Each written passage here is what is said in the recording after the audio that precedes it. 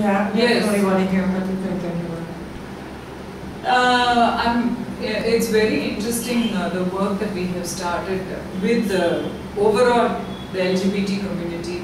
We talk about queer people these days and the queer community itself. And I think Center for Counseling has taken a major role in setting a trend for counselors to start working in this area, because not many counselors are willing to talk about it or work with people with different sexual orientations, or with people who are what you talked about, transgender or third gender.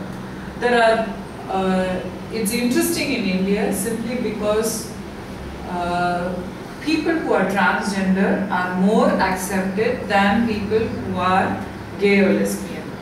Simply because our culture has always had people who were transgender. And it typically men who, when I say transgendered here, it's only specifically men who are like women. You know, so who change, who go for surgeries, who cross-dress. There's a whole range of people, and but without getting into too many specifics about, because that itself, you know, it's not just like men and women. There are so many different levels in that. And after working with this community, I have discovered that, you know, that Jenny, can you turn off that overhead fan? I think I can't monitor it right now, so that I'm a little afraid that we're going to have a whistle. That's it. Okay. Okay, thanks. The air conditioning will still be a problem. Okay. So it's this working with this community has been very, very interesting, because a lot of issues that we needed to work with them. Many times it is, you know, families. We had to talk to families and discuss surgeries with the families. Many families have found it very hard to accept that you know, their son is wanting to become a woman after doing the surgery and all of that. But then in Tamil Nadu specifically, the government itself has a transgender welfare board, which no other government in this country has. So it's run by the state government. The government itself has allocated a lot of money actually for the welfare of this community. So this is a thing, and we have you know, ID cards that are given depending on how they want to call themselves. They wanted to call themselves transgender, so the gender thing has a male, female or transgender on it. So they can choose. Passports that are issued has now got the third gender category.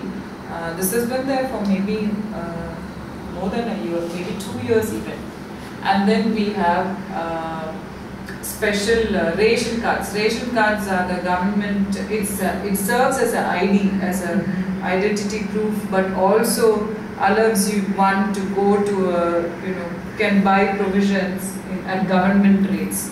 You know, those ration cards that they give, those ration cards have been distributed to transgender people with their names, because the thing is they were losing their identity.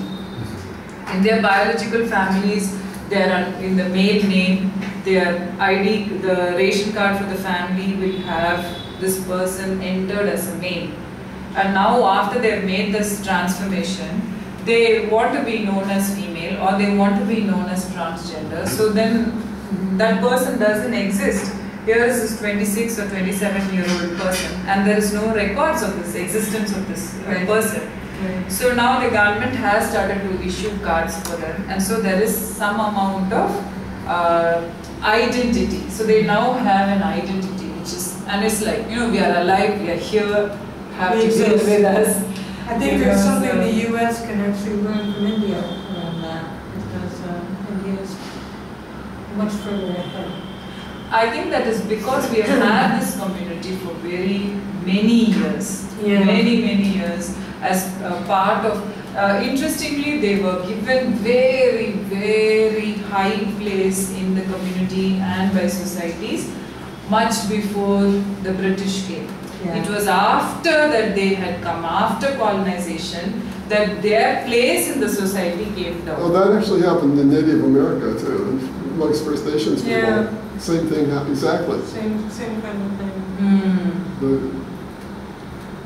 The third gender people were considered holy.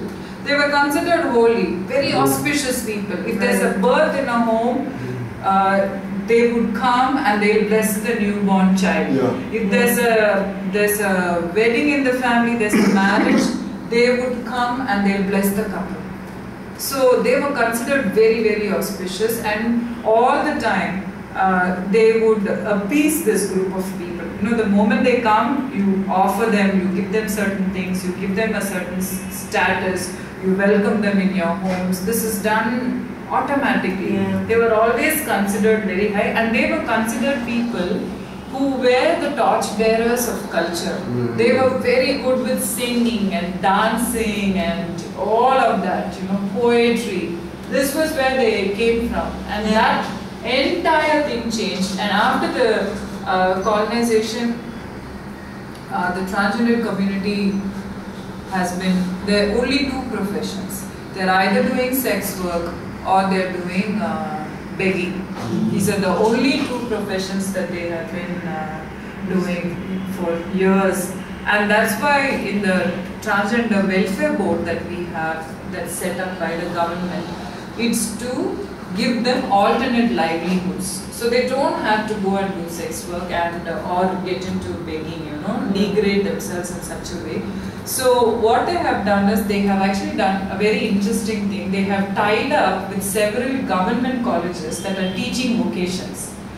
Like there is one college that was teaching, you know, this batik printing and fine arts college. So the fine arts department in the government college was given the responsibility of training 10 transgender people every batch. So when they train their batch of students, they could go in and get trained so that they can have some learning, some livelihood, that, you know, they don't need to go out to beg. And interestingly, Tamil Nadu, our particular state, has started issuing all application forms, government forms, anything that is issued, even for the universities. It has the option of a person ticking, you know, checking transgender.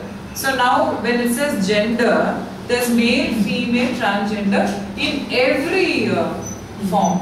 So now when a person looks at it, you don't need to think too much. Right. You just tick where you think you fit in. And that has helped, and they have set apart for all universities a certain percentage which should be for transgender people. Which means that if a transgender person decides to go to college, they can go to college. Because they're transgender, they'll get a seat in the college. So there is a reservation that is kept for them, which is like really very helpful.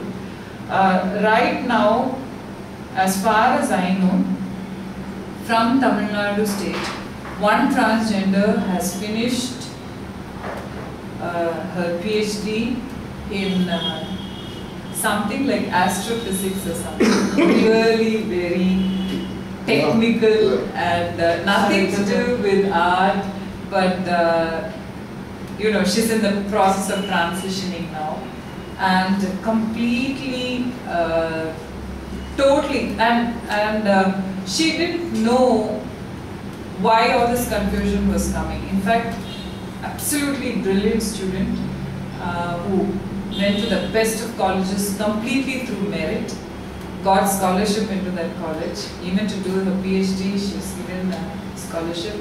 And but she just finished submitting her PhD after 8 years. And when I was talking to her, now she's already in the transformation of becoming a complete woman. So she was saying that, you know, Magdalene, I would have finished my PhD had I known this is the struggle. I couldn't point and say this is the struggle I'm going through. I would have finished my PhD in 4 years. It took me 4 years more because I was, you know, struggling. I couldn't concentrate on my work, and you know, so all of this. But she's really done very well.